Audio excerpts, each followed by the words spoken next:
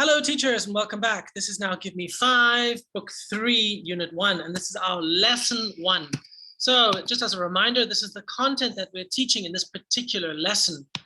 And in the previous video that you saw, we have different ways to describe the same noun. We've got different ways to describe the same kind of activities or actions, but we need to stick with the things that are inside the book. So for example, on the football pitch over there, or soccer field, or whatever it is you want to call it, we have to stick with that. And the action, the phrasal verb is play football, study music, etc. Okay, that's what we covered in the last video. Throw up, boom, at the top of the screen, days of the week. Now I'm not doing Monday to Sunday. I'm only doing Monday and Friday. Why?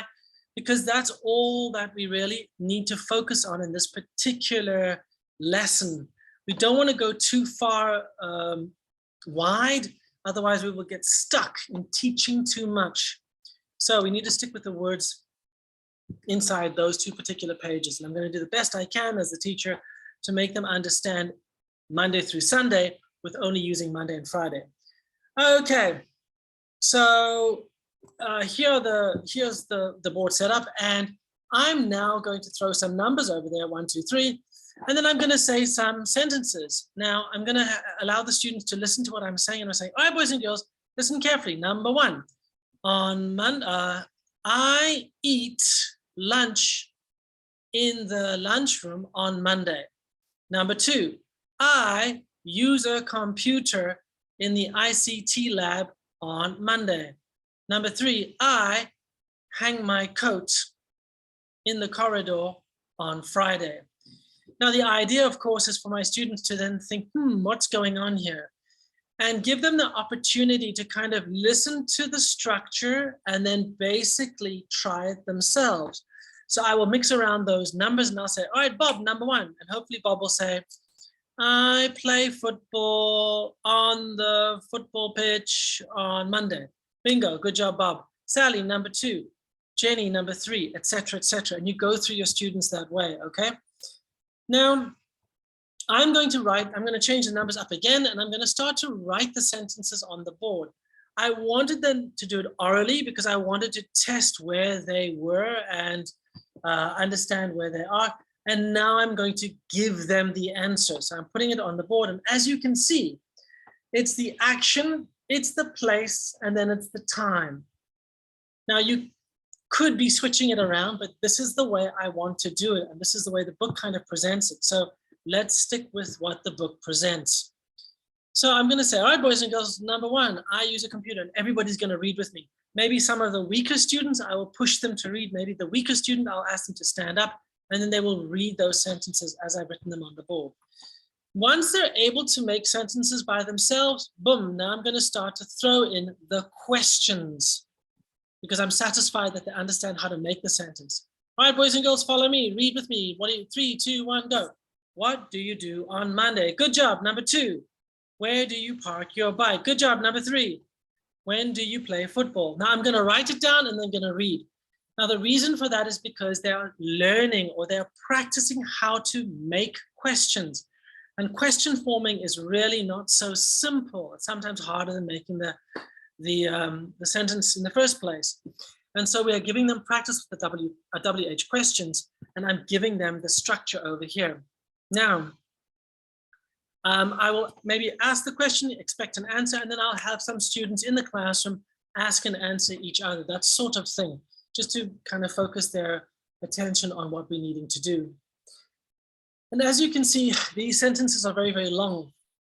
So I'm going to say, boys and girls, what do you do? What do you do? What do? Teacher, computer. What about it? What do you do? What do you do? Oh, I use. That's correct. Number 2, boys and girls. Where do? Where? Well, it must be the bike. Teacher, bike stand. That's correct. In the bike stand or bike stand. That's okay too. Number 3, when do? When do? Oh, teacher me, I know. It's Monday. That's correct.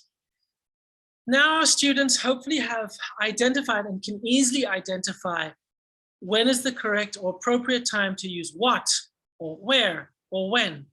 But as you can see, my sentences are really, really long. And in fact, they're not quite accurate.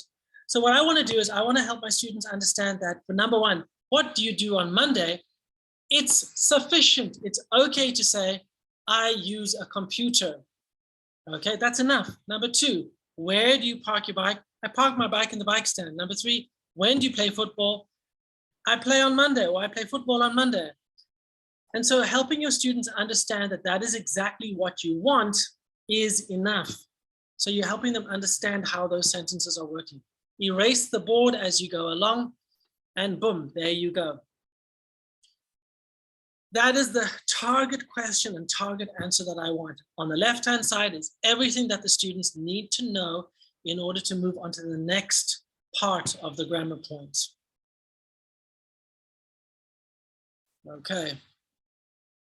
All right, now I'll take those numbers away. And what I'm going to do then is I'm going to write questions on the board to help reinforce that. So boys and girls, follow me. Number two, where do you use a computer? Number three, da, da, da.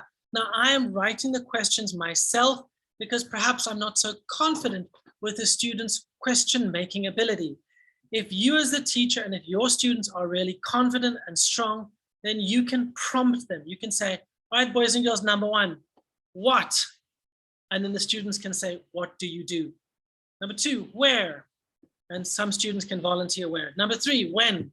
Okay, so now that we've got the questions on the board, I'm going to throw some numbers up there, and I'm going to bring my students into the front of the classroom. So I'm going to write down 1, 2, 3, 4, 5, and then my students will have a Q&A. So number one will ask number two will ask, student A will ask student B, and student B will ask student A, and they can ask the numbers 1, 2, 3, 4, 5, or however many times as you want them to ask.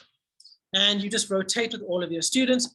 You give them their conversation score, and boom, then you're done. Now this is their oral part of doing the question and answer forms. All right, teachers, thank you so much for watching this video clip. I hope you learned something, and I shall see you in the next one. Until then, thanks a lot, and bye-bye.